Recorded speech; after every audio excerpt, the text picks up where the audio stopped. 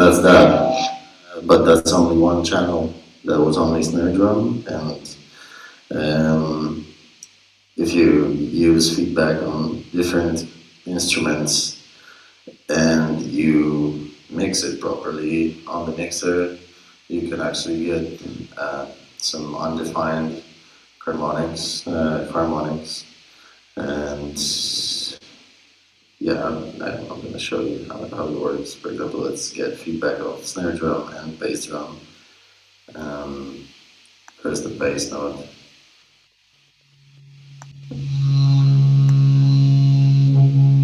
You can also change the tune of the feedbacking note a little bit with changing the tension of the bass drum level.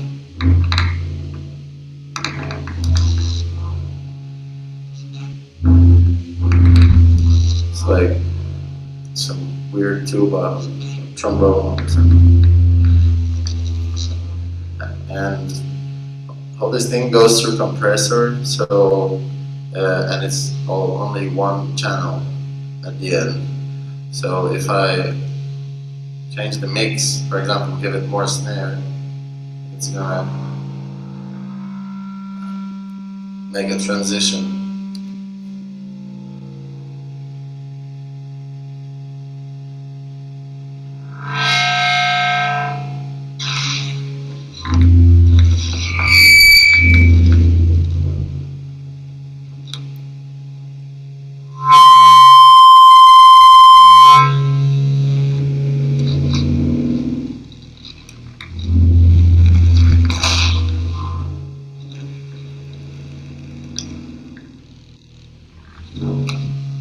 You can also add any small objects that can vibrate on the drum head to create additional resonances and additional harmonics. Like to begin with, the snare itself. And for example, with the change of the tension of the snare, you can actually change the volume of, you can use the knobs on the snare to change the intensity of the noise that you get from vibrating snares.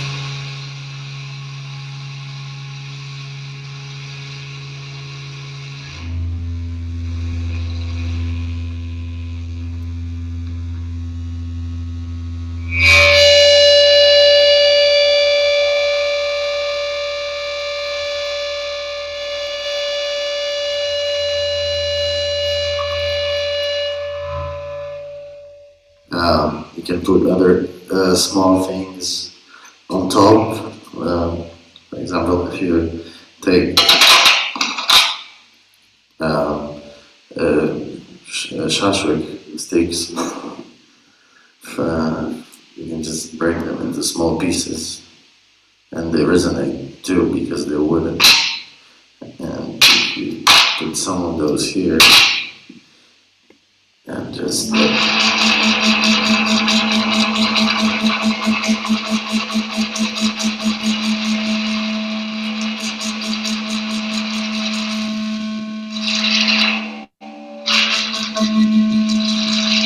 I'm changing the frequency of low mid range, and you can hear that with that. For example, I'm also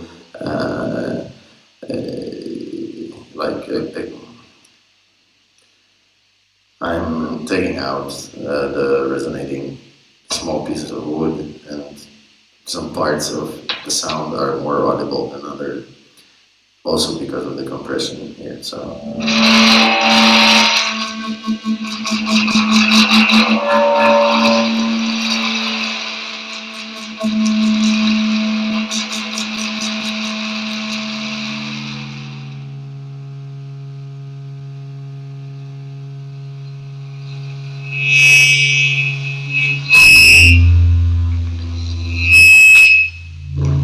okay. There are a lot of different objects that you can put on the snare drum. The only rule that probably has to be kept is they should be light enough to be able to vibrate and to be able to be moved by sound. So that's the feedback, and another thing is the compression. The compressor is a very important instrument here because it allows to sort of sidechain the long feedbacking notes with the short percussive notes. I can show you on a hi-hat, snare drum, and bass drum. So let's say we have a feedbacking snare, but we want to go rhythmically. So with each time I am playing the bass drum, the feedback goes away for a while and then comes back, depending on what time of release on my compressor is and how low the threshold goes, right? And yeah, that can give a nice effect. Also, not only the bass drum can be used as bass drum, because actually the contact mic is very fragile to fingers and has a lot of bass in it too.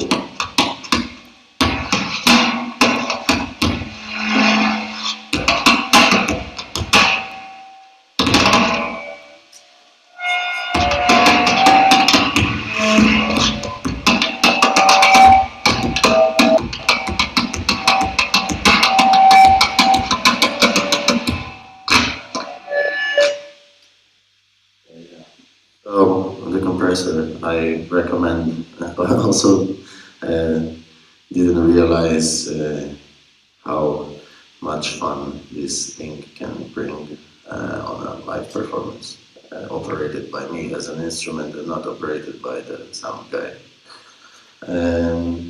Another thing with feedback is not only the feedback that you can get from contact microphones, but also the feedback that you can get out of the analog mixer, which is I would say sort of destructive routing. If you, for example, have auxiliary outputs, like here there are 4, and I'm sending these outputs to these auxes to effects that I have here, and then returning to the mixer, to the channels, so I have them on send. And I can also send the returning signal from each auxiliary output to this auxiliary output once again, which gives a feedback loop, which can, for example, go like this. Let's say I open up the Granalizer, and this is the sound of a Granalizer. And if I'm going to start and send the signal, the aux output from this channel that returns to it, it's going to make a loop and just destroy the thing.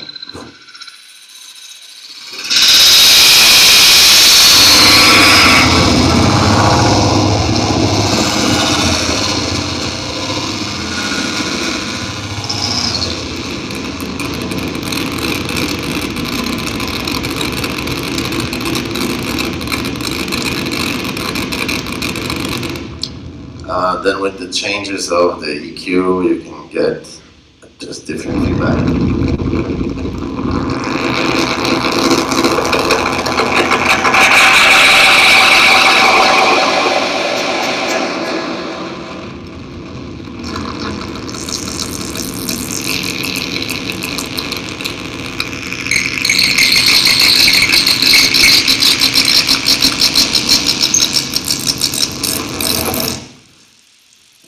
It sounds quite strong, but still none of the meters here went picking or red or something, because it's controlled feedback. And that's another element I use while doing intuitive mathematics. Next unusual thing which I have here is this weird banjo marimba string kalimba thing, which is the second version of my instrument. The first one I made in 4 hours, and it was made out of some leftovers from the renovation of my apartment, and it was basically just 4 screws, 4 springs, and the kalimba without this and this and this and this and this and this. And so this is like a small 5-tone marimba. This is just a regular guitar, which I don't use as a guitar, but more as a resonator for when I'm hitting the instrument and the strings resonate, or I use them percussively. This is just 3 tones. Inside of it, you have a very like spring this big, which goes from here to here, and makes some natural spring reverb to add some frequency. Here between those 2 springs inside there is a contact mic mounted to the top board from the bottom, and yeah, and these are the legs that are made out of balcony. Like, I don't know if you call it balcony in English, but it's balcony for all people that when you walk. Yeah. So it was made.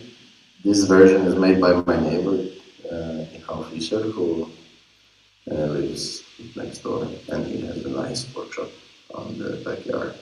So this is like a multiphonic device. I call it Box of Sounds, and it's not an original name, but I didn't care to invent something original. Sorry. Yeah, something happened here yesterday. I don't know why. I have to check it. Probably something fell in.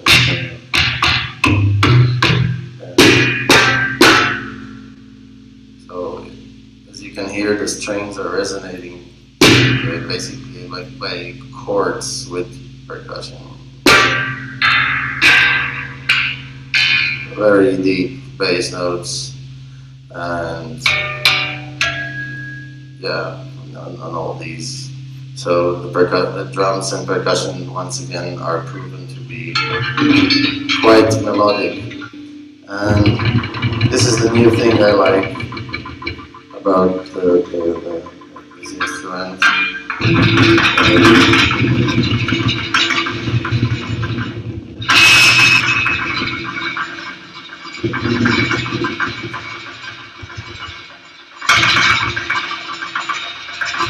Sort of a self-playing, bouncing guitar. Yeah, and what? It's not finished. I don't know if it's ever going to be finished. This is all this is so you can have some. Try. Intend to do that. And some metallic. This shows how piezo mics are actually bringing so much out. And it's not finished. With time, I want to add engines to it. There's some free space, and I would like to make a module with engines that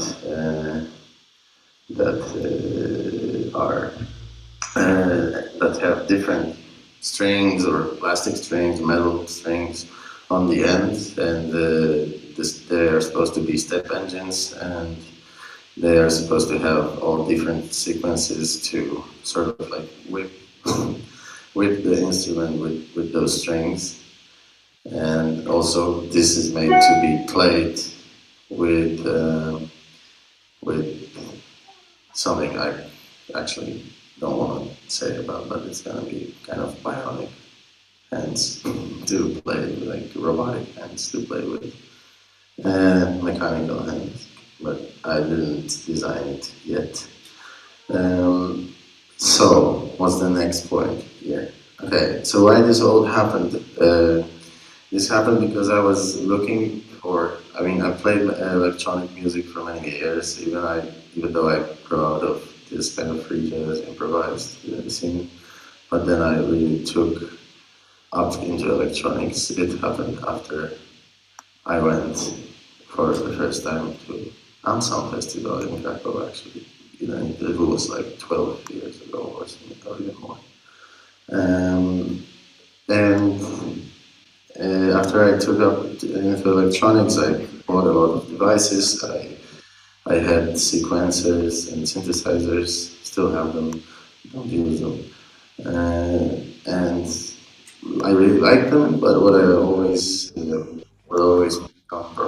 problematic for me was that the sequencers and the devices weren't as reactive as my head, and that was a serious block in improvisation because before I really wanted to make music on the spot, and with a regular sequencer, it's not that easy. Probably with time, I could achieve technical ability to be so quick with buttons and changing the menus and something. But why? I already spent a lot of time to be a sequencer myself. So that's why I did that. And I still wanted to have the feeling of playing a synthesizer. So that's when I turned to electroacoustic synthesis. I don't really know if it's a common term. What I have here is electroacoustic modular synthesizer, but not in a form. You can get all types of sound. I have a Granalizer with Kinetic, I have a phaser computer, I have a Sherman filter bank.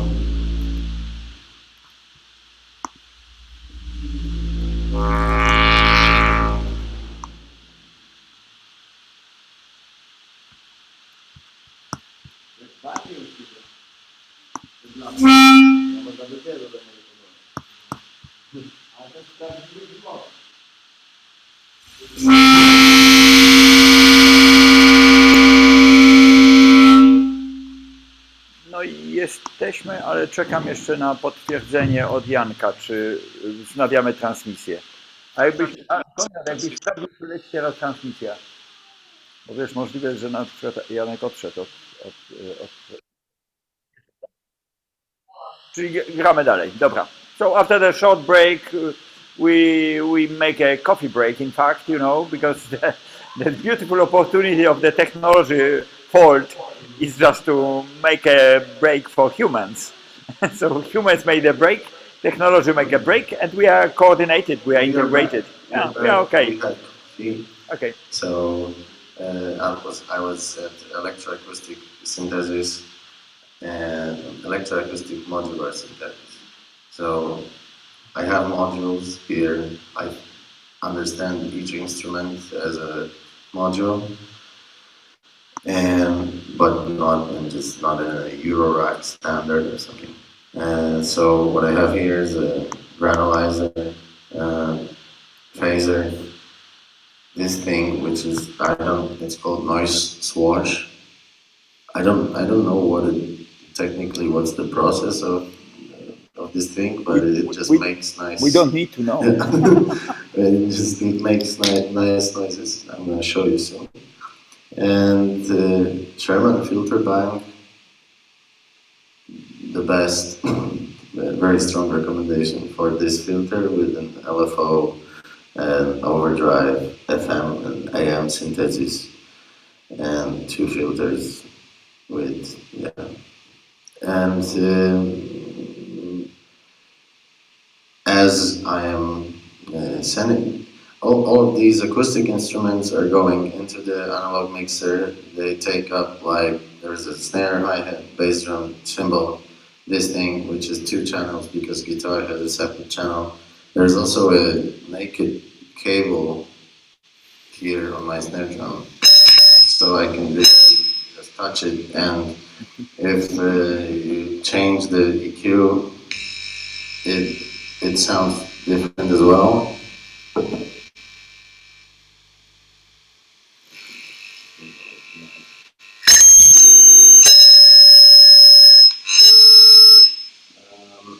So you can make bass sounds, treble sounds, or both even. And all these instruments are sent to an alternative output and condensed into monochannel. Then they go through the filter to a compressor and then back to the mixer and being amplified a bit more. And okay, we had a very weird EQ here on the master. And so the sounds that we've heard until now were only acoustic, amplified, and feedback. And to add on to it, you have these sound processors, effects. So, for example, if you use the Granalizer on the snare drum, you can get these structural forms.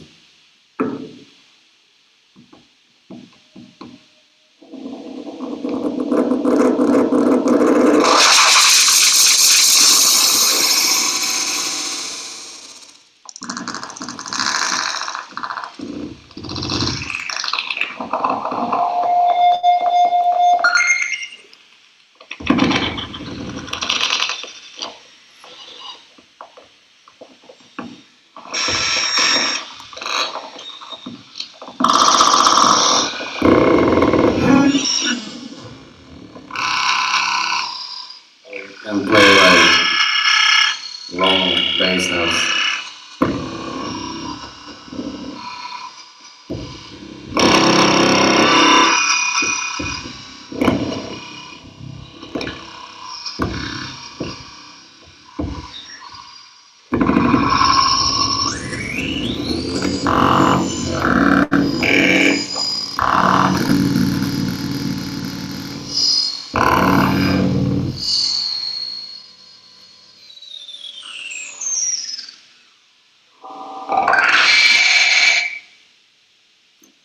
So that's what a Granalizer does. Then, and of course, you can send all different instruments to it and play with other techniques. With the feedback, it also sounds nice when you process it, because I'm a person of overusing and overdosing the whole life. So just the regular feedback was not enough for me. I had to distort it and destroy it in 3 different ways more. So let's say we take the bass drum feedback here. It's actually quite quiet now. Send it to the phaser. And turn the phaser on.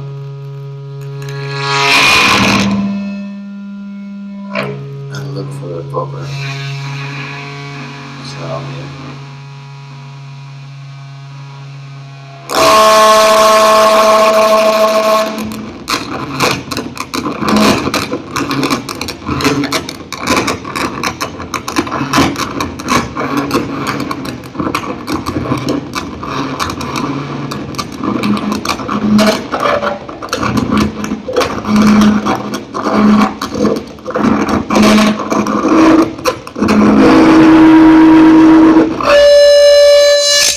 I also added some extra drive on the filter bank, which has a very nice driven input. It even makes interesting sounds itself, like just. And if you use these functions here, like for example, resonance of one of the filters, then it goes.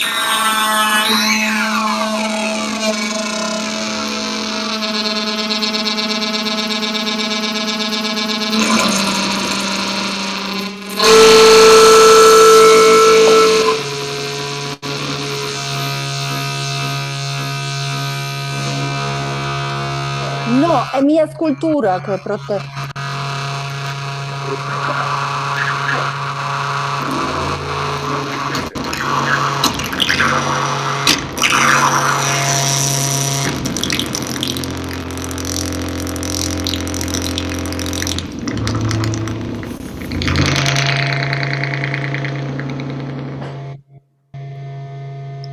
Yeah, you can make things like these. Also, this phaser has a nice option of making small pole changes. Słuchajcie, chodźcie, idziemy.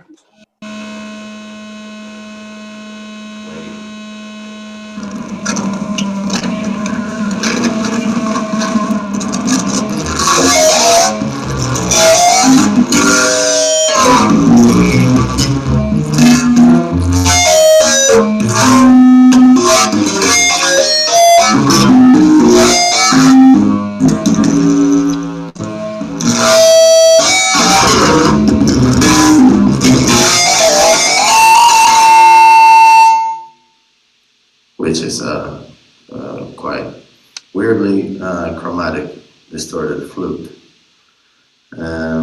What else? Maybe this thing, which is called a sound destroyer. Or something.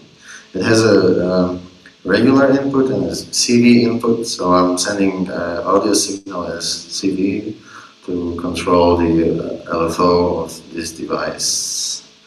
If you use it with a snare,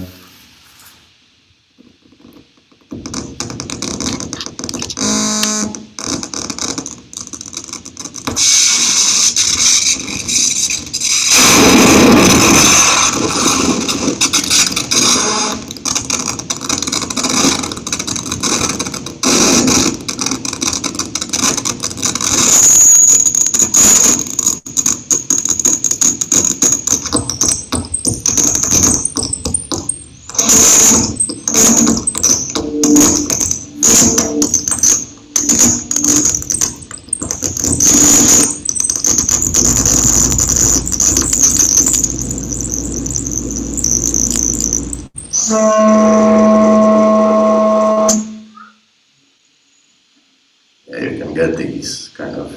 So, and then when you start to connect these and just work with your body and take under consideration the way your body is positioned in the speakers, you can actually change the sound with just, movements, and you can sort of start to dance with the whole machine. And that is a very nice activity to do. And let me read my memos. I think I said everything I wanted to be honest.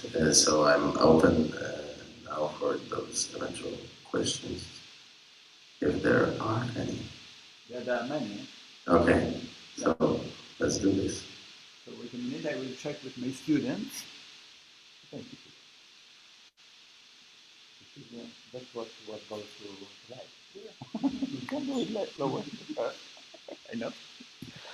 And I will check with my students. Anastasia, Konrad, Tomek. If you have any doubts, any questions, please ask before me. That is the order.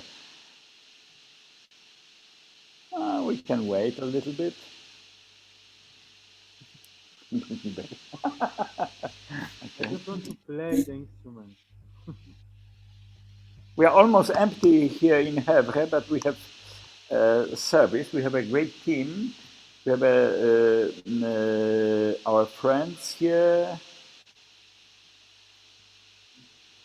and are also dealing with us. So can we call it, because this is the term which appeared on the lecture by Ania Karpowicz. She was talking about extended flute techniques, and we are really considering the term which is used many times, extended. When John Cage invented prepared piano, he was using not extended piano, but prepared piano. So for you, those two terms, prepared percussion, extended percussion, is it the same, or intuitive mathematics is the proper term? Intuitive mathematics is just, like, I guess, an idea to live by or to describe myself as I feel, but I wouldn't care for terminology, to be honest. Like, probably it's extended more than prepared because there is not much preparation. I would say amplified percussion, and that would be the most precise description. But it's not only amplified, it's prepared as well. It's extended by these analog devices here. So I guess if I have to name it, then I would say amplified, prepared, extended percussion. Good. with the use of all the extended techniques. But as I always said, I don't really feel as a percussionist or as a drummer. I just found myself to play drums, which is a completely different story. I don't walk with drumsticks in my back pocket. Well, another story is that we are much more compact now. We are compact and movable, comparing with the traditional percussion instruments used for most of the contemporary music performances, when we have so many of them that we have to share with other performers, not only one, but the one. So this is also, I think, the quite important aspect, that you are sitting, you are not moving, you are not reaching all instruments, are all the gestural performer. It's more than movable. There's no body kinetic movement in the performance. You know what I mean? Yeah, there is small movement, but no walking, not standing. It's not a traditional multi-percussion. Even though the whole idea of this thing was that was supposed to be the only thing that I'm taking to the concert, but still I just got it out of the workshop like 2 weeks ago, and I didn't get to the time to just sit only with this. And for now, it's a transferring moment. But yeah, I want to get as compact as much as possible. I'm playing concerts for 14 years now, probably, and regularly, and I'm like, You are ready to play the concert every day in Yeah. different cities. and I want to have as nice as possible, but for now it doesn't work out. I know, but it's also, I think it's quite important comparing with the whole electronic stuff which is used for live performance in the concert, because from one side we have a big acousmatic concert when we need really to make a sound check, special diffusion of the sound, and it's we spending hours for this. And then the other approach is just to have all things ready, very close, and packed quickly to be set it up and then run. So that's, I think that's also quite interesting, really different approach, that you are ready to go. You are ready to play, even testing during the performance. Because I wanna be responsible for as much elements of my.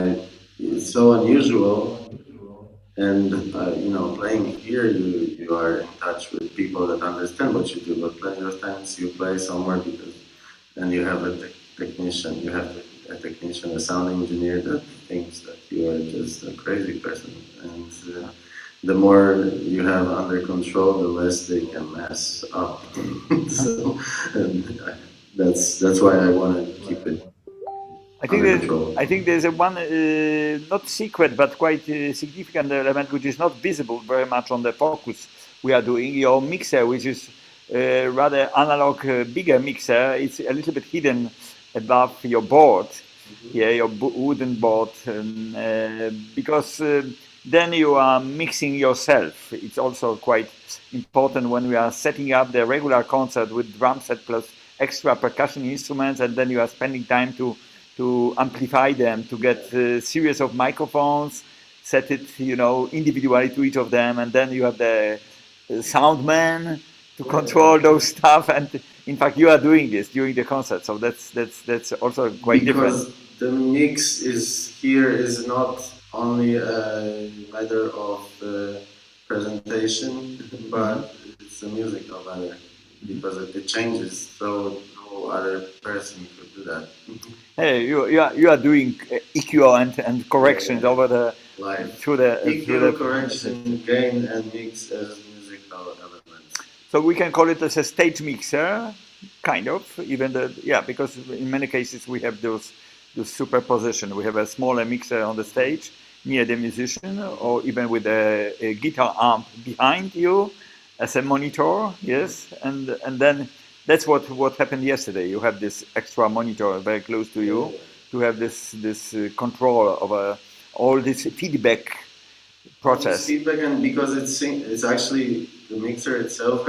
I use all the inputs, which is 12, but there is only one output channel. So, and the compressor is, the mix can block one sound and make the other sound go out. So, and that's also the rhythm and the melody there. And sometimes when you that's why it has to be analog, because sometimes when you put it in the right spot, you can hear how these sounds are fighting over each other inside the compressor, like trying to get the top position. Well, I would like also to remind you, because we know each other also for a long time. You are the student of the Academy of Music. You are son of Sławek, so we are in charge of this. You are reminding me also the early Audio Art Festival you were visiting. So I think that was one element on our first discussion.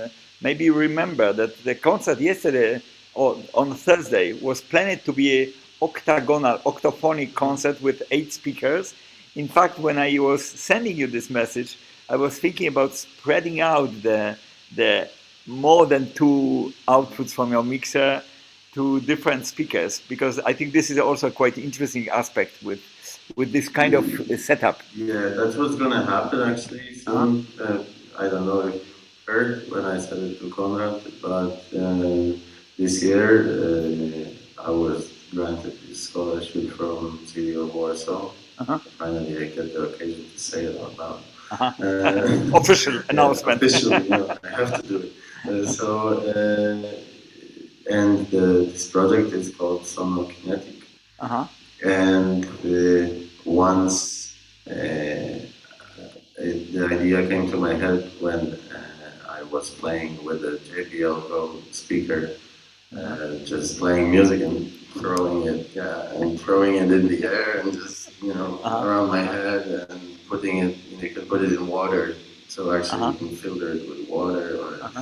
And then I thought, wow, that would be cool if we just gave a speaker to every person that enters the concert, and it's wireless, so we can make the movement of the speakers, the musical aspect, like Topophony 2.0 or something like moving Topophony. And and I wrote this project, and they allowed me to do that, and I'm working on this with Rafał Rytelski. He's a composer from Warsaw Academy, and he's doing the programming bit on that. So this, what we heard yesterday, is going to be upgraded with 50 speakers, and the main stereo system is just going to be what I play. And then the second mono channel is sent to him and then goes through a series of patches, like granular patches, and we're trying to make this sound sculpture, like drawing with sound. For example, let's say those speakers have numbers 1 to 50, and I play something and he spreads it out very quickly from point 1 to point 50 in a loop, and it's going to create another resonance as well. Especially I want to do it in a gallery, so there's a high ceiling so that you can get a lot of reverb and a lot of resonance. I also want to make graphic instructions for the audience to work with speakers, to maybe throw at each other or something. I don't know how to do it with the throwing yet, because we do not use Bluetooth. We have to add. You can pack them in a soft, but we have to use soft material. Radio devices, right? So we have to use like a ear monitor, but without the headphone, just an inject connected to the speaker. And this works very well. The distance is long. The quality of sound is also good. We checked it already. So right now he's writing those patches. I think there's going to be like 4 or 5 patches which will be attached to to each part, and we're going to synchronize it with time and with instructions on the wall. Yes, and I think this can be quite interesting. I don't know, maybe you know, because I've never seen someone do that actually, like moving speakers. But maybe. No, it is done, and I reminding always one of my topics. The speaker swinging by Gordon Monaghan. Those 3 rotating speakers from 1982 was the first movement where the speakers start to move as a moving kinetic resources. But also not wireless. Well, 82. Okay, just try to imagine. But also Salvatore Martirano, from 60s, late 60s, he was building up the big Salmar constructions, which was like 1,000 speakers around. We were a little bit toward the idea of acousmonium, of this acousmatic story, but. Then we have also, other synthesis method, like field synthesis method invented in IRCAM, when we have 2,400 speakers around us, fixed, stable. But in this way, we can really design each point in the space really precisely. We are not talking about ambisonics. We are not talking about the multi-channel sound diffusion. We are rather talking about trajectories between points in space. But of course, the speakers are fixed. So then we are talking about virtual Yeah. space. And then when we are talking about moving speakers, then it's completely different. We are using the speakers in a pocket. So giving to the audience, there's a really great approach to get them involved. They are like a sound resource, I'm moving wondering what's sound gonna happen, resource. you know, it's like Yes. probably I'm eager to hear the resonance. That's the one thing, because like when they are moving, it's not gonna change. And you don't have to send the same stuff to Yes. each speaker. Yeah, for example, you can make some pulsing groups or like different techniques. And we already checked on 10 and fixed. We just had long cables and put them around the cinema in Sokolowsko, and these speakers have a very precise playing direction. Yes. Like just you move it a little bit and the sound is different. So they have a very narrow, probably narrow angle, right? So, and that actually helps because even with, like he said, like Rafael said, you know, it's 50 is too much. You're not gonna hear any difference. And he was very surprised when we started for the first time, and that you can actually hear each speaker separately, and you just move it one centimeter and it's already different. So. Yeah, whenever we start talking about the sound diffusion, and we are talking how many speakers you need. When they ask me, my answer is always the same: at least one. So this is the correct answer because you can turn the speaker. Yeah. And in fact, when we are comparing the virtual space created by number of speakers in a surround system, then we can find the same interesting things by moving one speaker. But then we are using the real resonance of the space, which is sometimes well, not missing, but when we build up the virtual space, we try to get the right space, the right hole with a short resonance, not too long, you know, because then we can get this virtual space moving. So those are the very important aspects. But the wave field synthesis invented by IRCAM long ago, they were trying to solve this problem in a really advanced, large system. But in fact, they were first time they were moving about immersive. So a band surrounding people. Now we have a spheric systems, and in certain places we have a ball, full spheric system. So maybe a gallery is not a good idea. Well, it's not so bad because we have this immersive video, and when the space is large enough, then we can do it. Okay. Yeah, but that's a really great aspect of the performance, and great to hear that you are going to this direction, because that's amazing, especially with your fast and expressive and active performance to extend it toward moving speakers. It's amazing. I can imagine that. That's worlds connecting. Yes. The question would be where you are located in this performance. Either you are surrounded by the people. Yeah, I thought surrounded. Yeah. But we have to check that. Yeah. But I think yeah, because the visual aspect of the whole thing is like I want to put speakers in the same distances, so you just enter the room and you have these 50 black boxes standing, you know, so it's like a sculpture already, and then the instrument in the middle. Yeah, I think it's gonna be great, but pity there is no possibility to do it right now, but sooner or later. Maybe. We have also with us Arthur, who was working with you in Musk also recently. I'm talking about Arthur Lees. No Art, and he's with us also. He was also joining you yesterday, so yeah. I will check whether Arthur is. I asked him to unmute. We can check either his computer is with us or he himself. Hello, I'm here. Oh, that's it. Arthur is here. Okay. So, cześć Arthur. Hello, cześć.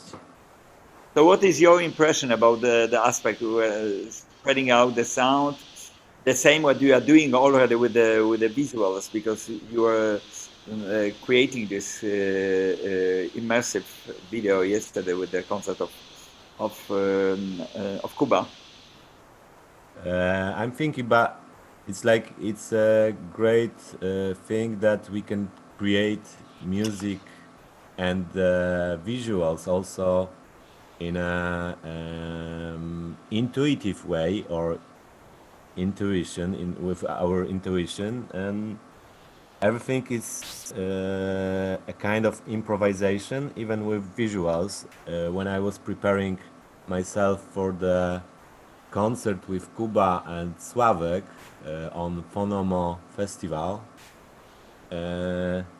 we actually like give ourselves like free hand to do whatever we want to, and I think it's a kind of beautiful like that everything comes from your inside actually, you know, in this kind of performances.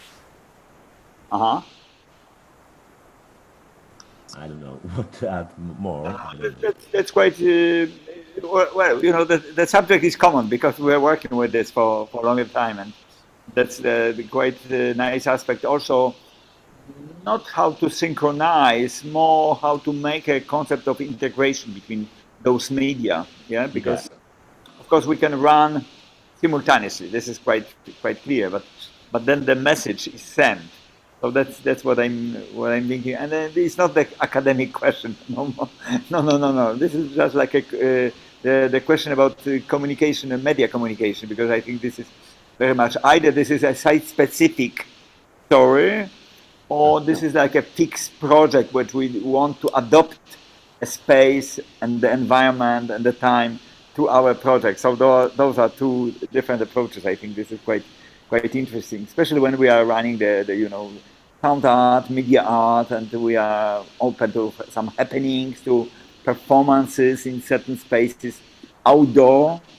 That will be another story. Yes, we go to the public space, you know, with all those activity, all those actions, which is also a beautiful challenge for this kind of performances.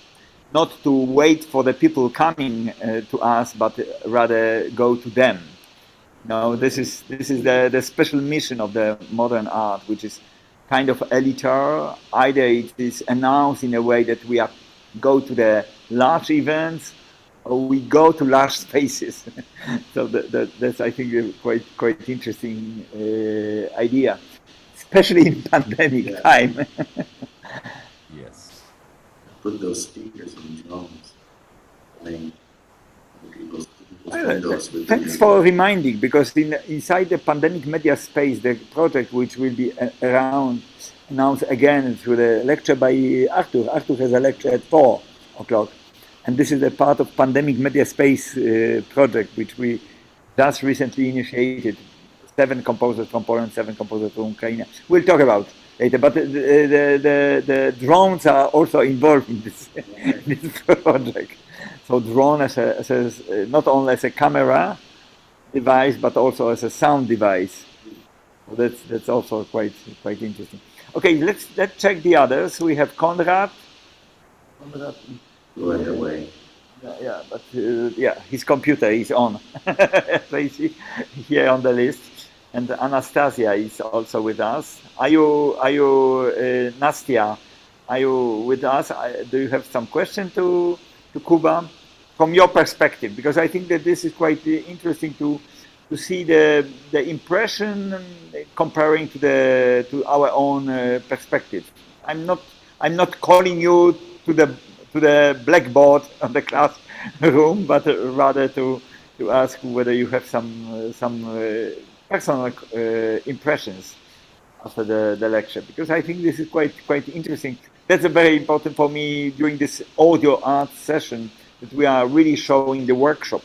We are showing the instrument, explain how it is designed and what is the power of the. I already wrote the question about what composition inspire you, and maybe what composers, maybe classical composers. Uh-huh. whether you think that we can for example, that's a nice issue. Kuba mentioned about his friend from Warsaw he's working with, and he's a regular composer. Mr. Ryterski is a regular composer from music university. Frederick. No, I think the question is what is the function of composer? This kind of things. You are the composer, in fact, you are the author, but it would be quite interesting to give the chance to the regular composers to use this instrument. This is very delicate, I think, item with all the sound art concept when we are talking about the unified one-person art. So you are the designer, you are composer and performer, one person. But there are several examples of like Horst Rickels build up the Mercuriuswagen based on organ pipe. But in a certain moment, he started to play a classical repertoire with this. You understand? There's quite an interesting point. Or famous steel cello invented by Bob Rootman, and then Jan Henke from Dresden. They build a steel cello quartet, and they also play Messiaen. They make a transcription from other instruments to this microtonal instruments. Didn't try it. Maybe I would like to, but it's been like probably 10 years since I last used any sheet music.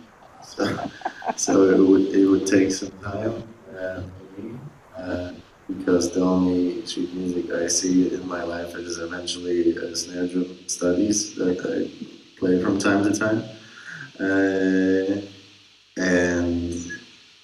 But most of them I play from my memory because it's all the same for 20 years now. To make my understanding, it's a little bit like escaping from a certain repertoire for a certain cycle to go to much more personal concept where you are really the author and you are really controlling all aspects of the. And I think for the classically educated musician, it looks like a improvised stuff. That's one, I think, impression. Another one, again, the question for many people in this kind of case would be, where's the score? Well, I heard the music, but where's the score? What did he play? The score, I mean, it's not that like 100% in control of what happens here. Many of times, the instrument, all these devices, the whole organism here is surprising me, but inspiring as well. That's what I said. I want to be as reactive, and I want the setup to react to me, but I also can react to what the setup does, and that's my process of composing. It could be probably possible that some flexible composer could write the composition that I could play on this. Could be interesting. Actually, with improvised stuff, as you said, I'm working my whole life to make it sound less and less like improvised stuff, and trying to really compose live rather than just falling into emotions, because that's sort of my breaking point with what I started this conversation with. So I grow out of this improvised style, which is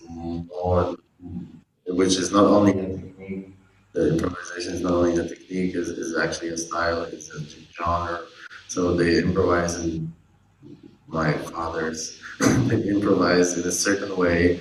Actually, to me right now, sorry for saying that, but that's how I feel. It became quite predictable and old school and mainstream, and I know that sometimes that at the point where they created maybe sort of like lose energy to just, you know, give yourself out and spread out, you have an emotional catharsis in front of everybody without putting much, and it's not an insult, but without putting much thought into it.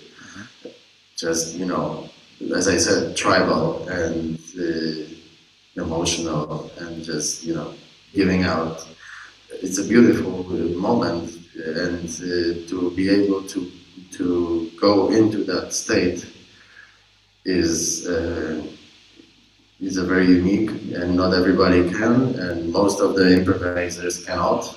And to be able to go into that state where you are not yourself anymore, you are just the music channel, and the sound carries you. I have no conscience during performances. I am able to give out, and then I think that to master the art of improvisation is that you need to be able to have this energy, sort of, to keep it together, to still, you know, because it works as strong as like a drug or something, you know, you can just pass out. And the more drugs you take, the more in control you are. So it's the same with music. But it takes longer time and much more work, I guess.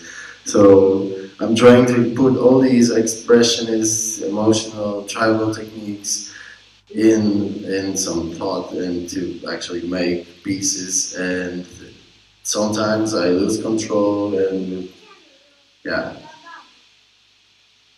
bye. I have to go home too soon. Well, nice to see people.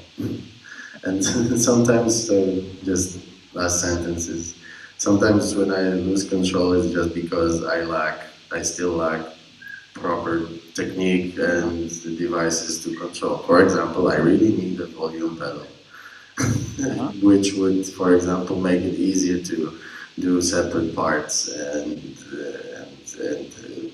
better transition in between all those moments. And that's something I'm thinking about. I'm thinking about it. I'm not bragging about how I never practice and how I do not need to prepare for anything. I don't care for this approach anymore. I mean, I understand. It's okay, but I'm not a punk. Right? No, I think there are just different approaches, Yeah. and I think that this is. Wait a minute, I will stop. That's the problem, because when I share, we see you and only you. You know, when I want to get other people involved, then I have to stop sharing. But in fact, this is a good point to. Wait a minute. Wait a minute. I will. Yeah. Okay. Now I mute the. But still, sharing is only you. I'm not visible. Janek, I'm visible. Okay, great.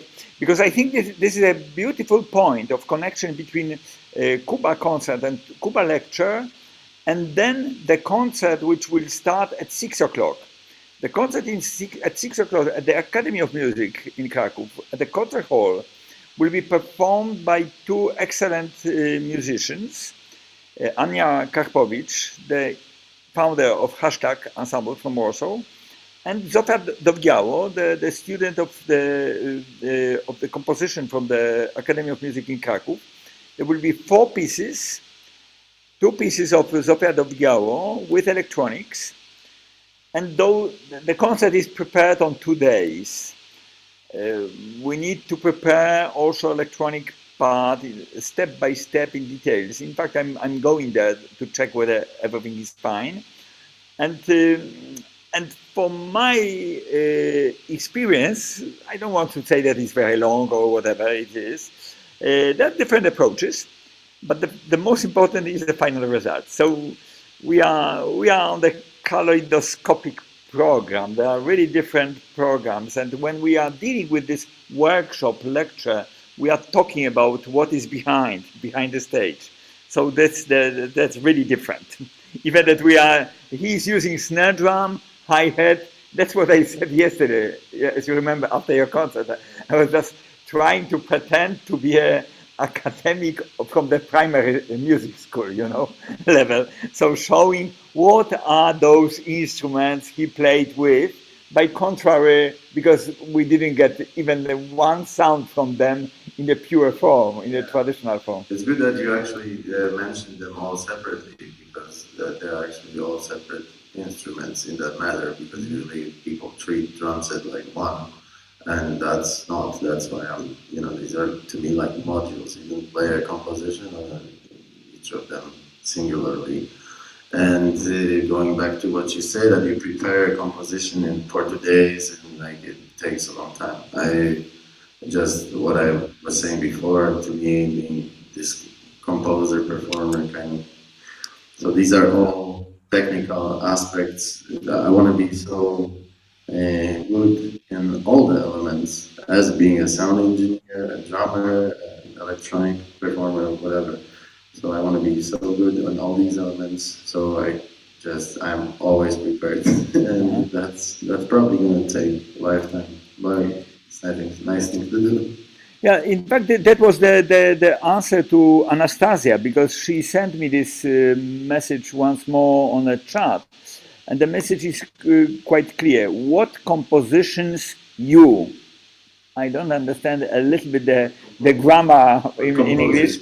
What composers? Yes, and I think we sent this message. I only want to remind you, Nastia, because we had one lecture where I was explaining the concept of sound art between the musical background tradition and visual art tradition, and they are mixed up inside the sound art. So that was a quite important moment when I explained the function of author, which is designer, composer, and performer in one person. This is the big difference between this classical, in a positive way, classical division of functions. Composer send the score to the performer, and performer is performing in front of the audience. So this is the basic model. And we teach mainly this at the Academy of Music. When you are a student of composition, you are dealing with this. Well, but in fact, we are coming to the studio, to my lectures, and then you are dealing with the audio festival. We are dealing with the percussion jazz department. We had the mixture between contemporary music performance and jazz, but now they are separate again. I'm not happy with that, by the way. But that's another point, because. And then you skip really quickly now at 6 o'clock to this regular concert when we have 4 pieces composed by certain composers, performed by the duo. And by the way, the harp player Zofia is also the composer and the author of 2 pieces, but she wrote them on score. And since she cooperates with the flute player, they need to deal with the score, prepared everything from the beginning to the end. So the difference is that there are fixed pieces. Everything is clearly indicated, and the only way is just to follow the score and to make it as good as possible. Right now, while here we have open form. The score is inside the head. Yeah, but there are some structures and elements that I keep, right? They're never played one-to-one, but for example, putting brushes on the snare drum are one part of the score, right? Or playing just the hi-hat with soft mallets is another part, and it's more like sound structure parts. And I have a reverse process, because right now I have the composition ready, but for the scholarship I have to make sheet music. So with what I'm doing, so I don't know how to approach that yet. Probably I go graphically. That's gonna be that's another part, I guess. Well, the score is quite wide meaning, because in this tradition, there's a transfer of idea. Also in time. That's how the score was invented in medieval times. Well, of course earlier, but this form of neumas in Gregorian tradition, and then later on, you know. But we still, when we look to the Arabian culture, Korea, you know, they use different notation, so that's quite nice to compare how it changes also. But you know, composed improvisation, we have also the concept, and graphics course, of course, that's another. So that's quite complex and quite sophisticated, in fact. The only thing I will say now, which is not connected to this topic, but I really have to go back to my home today and Yes. still have a 4 hours drive. No, this is the point we are finishing. This is usually the lecture shouldn't exceed 1 hour and a half, which is just the point now. We have okay. 1:28.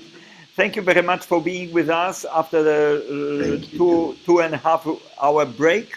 We have another lecture by Arthur Lees at 4 o'clock.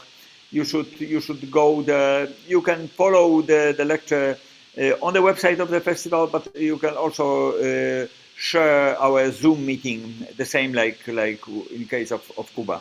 All lectures are open on two levels, as a passive participation and as an active participation going inside the Zoom.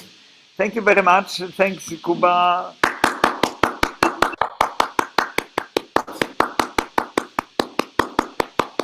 See my hands now in light. Okay, thank you very much. Bye bye.